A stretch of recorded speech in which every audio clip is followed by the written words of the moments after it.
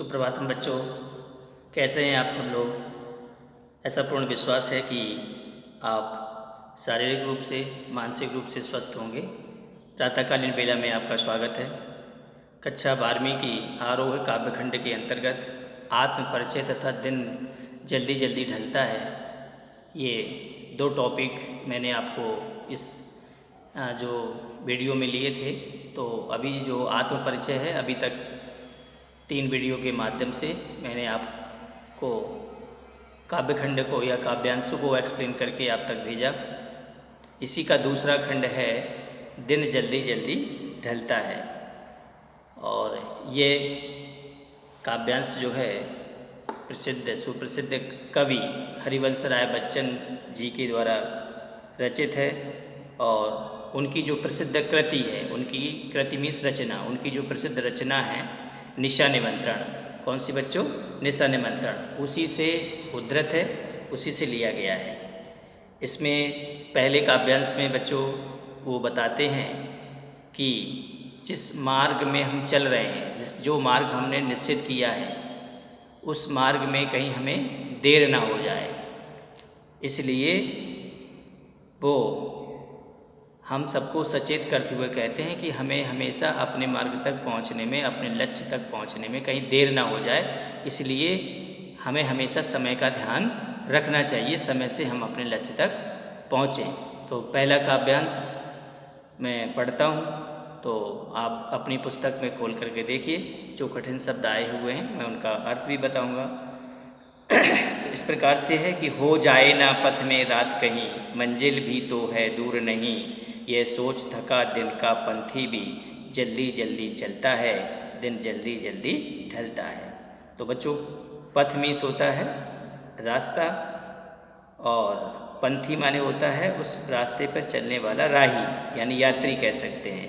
ढलता है समाप्त होता है, अंत होता है।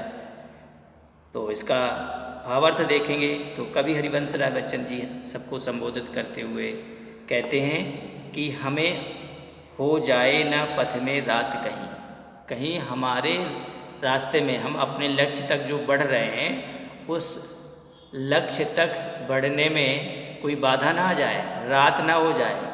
तो हमें रात होने से पहले, हमारे जीवन में अंधकार आने से पहले,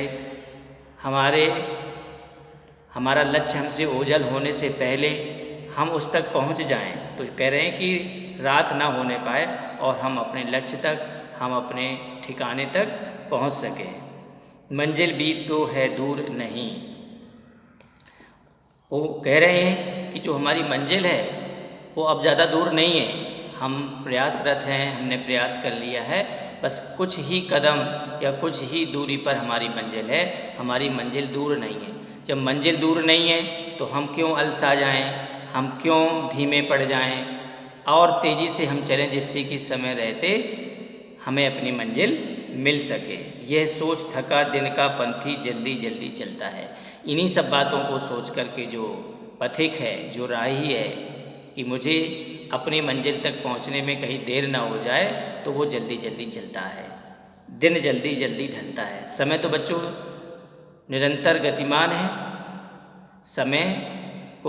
समय के साथ अगर हम नहीं चलेंगे, समय के साथ अगर हम नहीं बदलेंगे, तो निश्चित रूप से हम सामंजस्य स्थापित नहीं कर पाएंगे। हमें जितनी तरक्की और विकास करना चाहिए उतना नहीं कर सकते। इसलिए दिन जल्दी जल्दी ढलता है। इसलिए समय मूल्यवान है। समय की कीमत को पहचान करके समय रहते हुए हर काम करने की कोशिश करना चाहिए, और समय व्यर्थ में बर्बाद नहीं करना चाहिए। इस प्रकार से हरिवंश राय बच्चन जी ने इस काव्यांश में बताया है। दूसरा काव्यांश में बच्चों हरिवंश राय बच्चन जी बताते हैं कि बच्चे प्रत्याशा में होंगे, नीड़ों से झांक रहे होंगे, यह ध्यान परों में चिड़ियों के भरता कितना चंचलता है, दिन जल्दी जल्दी ढलता है। तो इसमें हमें अपने लक्ष्य तक पहुंचने के लिए, अपने गंतव्य स्थान तक पहुंचने के लिए वो चिड़ियों का उदाहरण दे करके हमें समझाते हैं कि जिस प्रकार से चिड़ियाँ प्रातःकाल अपने बच्चों को छोड़ करके और दाना चुगने के लिए दूर उड़ करके निकल जाती हैं, या बच्चों के लिए दाना भी लाती हैं। तो अब बच्चे इस आशा में उनके बैठे हुए हैं कि मेरी माँ मुझे लौट करके आएगी और मेरे लिए दाना लाएगी। तो बच्चे आशा में हैं और अपने नीड़ों का मतलब होता है घोंसला, तो अपने घोंसलों से वो झांक रहे हैं कि मेरी माँ कब आएगी। ऐसे बच्चों को जो माँ बाप हैं और जब अपने काम पर निकलते हैं तो बच्चों को बहलाने के लिए, फुसलाने के लिए ये कह देते हैं कि ठीक है, अच्छे से पढ़ना मन लगा करके और माँ की बात मानना, घर में शैतानी ना करना। जब मैं अपने काम से लौट के आऊँगा तो तुम्हारे लिए ये खाने के लिए का सामान ले कर के आऊँगा। तो बच्चे बड़े ही प्रत्याशा में रहते हैं, बड़े आशा में रहते हैं कि मेरे पिताजी आएंगे या मेरी माताजी आएंगी तो मुझे ये खाने को लाएंगी। तो बार बार वो बाहर निकल कर के झाँकते हैं दरवाजे से कि अब तो पिताजी का या माताजी के आने का समय हो गया है, तो बार बार दरवाजे पर जाते हैं। इसी प्रकार से चिड़ियों के बच्चे घोंसलों से झाँक रहे हैं, उनको समय पता चल गया कि अब समय हो गया है, बस आने वाले हैं। तो बार बार तो बच्चे प्रत्याशा में होंगे कि मेरी माँ लौट करके आ रही होगी और मुझे कुछ खाने को ला रही होगी। ये ध्यान, तो इस प्रकार से चिड़ियों को भी ध्यान है कि मेरे बच्चे हैं, मुझे ले करके जाना है। तो बच्चों से मिलने की उम्मीद और आशा के साथ जब पक्षी अपने घोंसलों में लौटते हैं तो उनके पंख जो चंचल हो जाते हैं और तेज़ी से जल्दी जल्दी अपने छोटे छोटे बच्चों से मिलने के लिए वो भी व्यग्र हो जाते हैं, बेचैन हो जाते हैं। तो उनके पंख और तेज़ी से क्रियाशील हो जाते हैं। दिन जल्दी जल्दी ढलता है, दिन जल्दी जल्दी ढलता है, अर्थात समय निरंतर जल्दी जल्दी गति से चलता जाता है। उसके अनुरूप हमें भी अपने लक्ष्य तक पहुंचने के लिए पूरा प्रयास करना चाहिए। तीसरा काव्यांश है बच्चों, मुझसे मिलने को कौन विकल, मैं हूँ किसके हित चंचल, यह प्रश्न शिथिल करता पद को, भरता उर में विह्वलता है, दिन जल्दी जल्दी ढलता है।